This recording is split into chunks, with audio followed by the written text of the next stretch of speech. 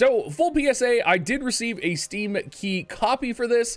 I was not compensated in any other way, though. And even if I were compensated, that wouldn't change my initial review of the game, which is that I absolutely love this game. This game is fantastic, and the updates and the love that the developer has poured into this since the initial game's launch is absolutely crazy. A lot of you guys might be familiar with Indie Earth, who is another tactical game streamer. She actually got to sit down with the devs when the game initially launched. The devs have been very involved in the tactical RPG community. The fact that they reached out to me, the fact that they reached out to Indie Earth, we are small-time content creators.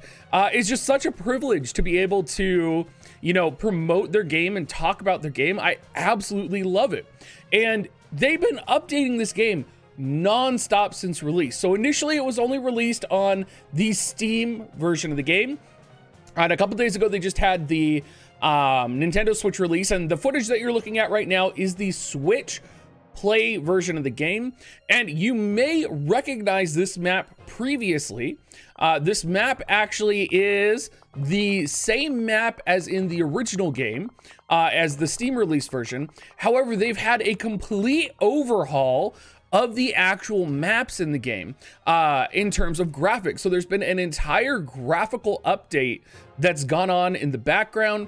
There have been constant balance changes. So if you actually go and look at the Steam notes, in preparation for the Switch release, they've been updating graphics, they've updated map graphics, they've updated the layout of enemies, the layout of the maps themselves. They've actually just been pouring so much work into this over the last couple of months. It's been genuinely impressive. I played through the campaign twice now, and then this will be my third playthrough playing through on the Switch version. Now, we are on the third or fourth mission here, and this is the level I kind of chose to stop at and showcase, because this map is probably the most noticeably changed. And this is also the map where you kind of get a good feel for what the gameplay is actually going to be like. Because the maps from here basically get bigger or more strategic, and they have more enemies. This is a classic tactical RPG or tactical CRPG, for those of you that are familiar with that. It is non-customizable for characters, so your characters are going to be the characters that you get, and then each character kind of has a job tree that they can progress through. They have multiple job trees. So you do get to choose the job path of your characters, and then you get to choose from there. Each job has 2 evolutions, and each character has access to 4 different jobs. So each character has depending on what branch you choose to go down, each character has access to potentially 4 different final jobs that you can choose for them. And that's part of the fun of the replayability of this game, is going through the game and choosing different classes for different characters and getting to experience the gameplay where maybe a character is significantly stronger than if you are actually going through on a different playthrough, right? Maybe you chose a healer route with a character with your priest, or maybe you chose a kind of offensive magic route with your priest. Both are absolutely viable, but they're gonna have absolutely different types of gameplay. You do get a whole suite of characters. The suite of characters that are available, gosh, they have to be upwards of almost 20 to 22. Very similar to other CRPG games, they do have like relationship building, which happens in the game. They do have kind of relationship stories.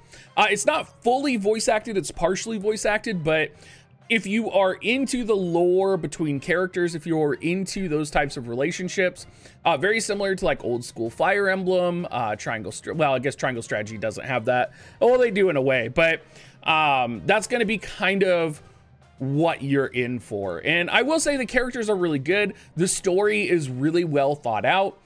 Coming from an indie game developing studio, I think this is the first CRPG they've ever made.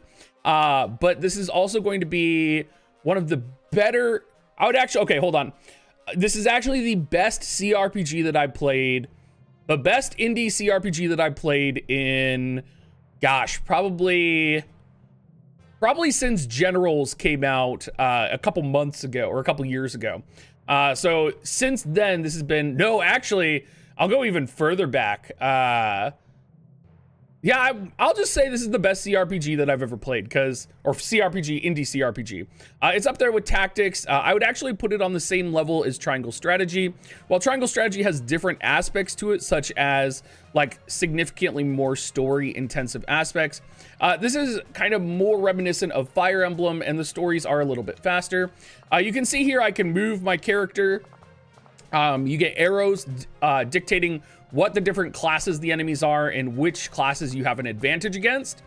So I'll move here, I can attack. You also get an attack animation. One of the more unique functions of this game is that you can switch between 4 different types of weapons. So you have a strength build, which is the maul here. You have a critical hit build. You'll notice that my critical percentage is changing.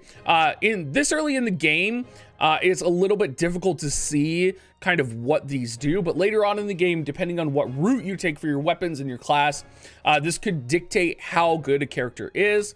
You have an accuracy route, so maybe you're going up against ninjas or thieves. You can use the accuracy to 100% hit.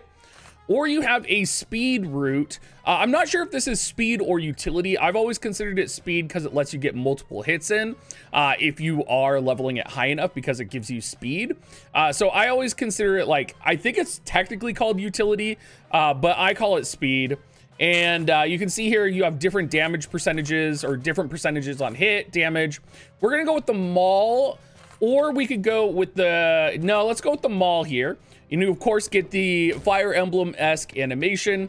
Every enemy can counterattack in this game, so you are going to be seeing lots of counterattacks, and you can move your units in any turn order that you desire. So you can see here, Irving is the warrior class, and you will have characters with classes that overlap. That is something that is going to be happening in this game. And that's okay, because remember, each primary class has access to 4 advanced classes that they can eventually evolve into. You have, so for example, Marin right here is a cleric, and Lincoln is also a cleric, right? But they're 2 very different styles of cleric, depending on what advanced job route you want to take with them. How can I help? You can see here, the enemy here has a blue dot above their head that indicates that a drop is available here. So I'm going to get a drop when I do kill him. If there was any critical feedback I had for this game, for the Switch version as opposed to the Steam version, there are some changes in the Switch version, which are, I imagine, something they're going to be working on. So in the Switch version, there is things like a randomizer, as far as I know. I didn't see access to that right away, and it could just be that with the Switch programming, they weren't able to do that right away. However, overall, it's been pretty much an identical experience as the Switch version, or the Steam version, sorry, except now they have significant balance changes. So archery has been reworked from what it was previously. These animations are actually a little bit different as well. The animations on the screen here, these ones are the same. They're resting animation, but you'll see if I click on this guy, you'll see how he faces me and starts running. That's an improvement that they've made. There's just tons of improvements that they've made. And if you're someone who is, you know, looking to play a game, and you want to play a game that has a lot of love from the developers in it, and you want to support an indie game studio, this would absolutely be the way to go. This is the game that you want to play. If you're going on a plane trip and you don't have a CRPG to play, and you want a game that you can play that, you know, Triangle Strategy, you kind of have to pay attention to the story. There's a lot of things going on. It can be a little confusing, right? But in this game, you know, you can kind of skim the story if you have to, right? If you're out and about with your Switch, you don't have to, you know, read everything. You can just focus on the gameplay, move on to the next level, right? And then you can do it on your next playthrough. This is that kind of game. This is the type of game that's really enjoyable to like play while you're watching Netflix as well, right? Like after a busy day, you're just wanting to, you know, chill, play a game, but you don't want to give your full energy into the game. That's the type of atmosphere this game is, where you can enjoy it. It's a slow burn. It's not something that's going to require 100% of your focus. Maybe if you're playing on hard mode, it will. Or maybe if you're doing some of the more difficult missions later on, which there are difficult missions later on. But it's one of those games that you can just enjoy. And I think, you know, with the games that are coming out nowadays, a lot of the times they require you to focus really intensely on just the game. And I think that's actually a detriment. I actually think that's a detriment to a lot of games. So I would 100% recommend this game. I think this is literally one of the best indie games that I played this year, probably in the last couple of years. The fact, again, that the developers reached out to me, that the developers, you know, went on a stream with Indie, right? Like, this is our local, close-knit, tactical CRPG community, and they're on the ground with us. They're supporting us. They're hanging out with us, which I think is just absolutely amazing. So thank you so much for watching, everybody. Again, the Switch version is now live for $19.99 on Switch. It is on sale. So if you want to support them, if you want to play this game, I would recommend either the Switch or the Steam version. Personally, I think you could go either way. I'm more of a PC gamer, but I am planning on doing my third playthrough on the Switch. And yeah, just one more time, shout out to the devs, because we need more tactical games like this, and we need to support the CRPG community. So thank you so much, everybody, and have a great rest of your day.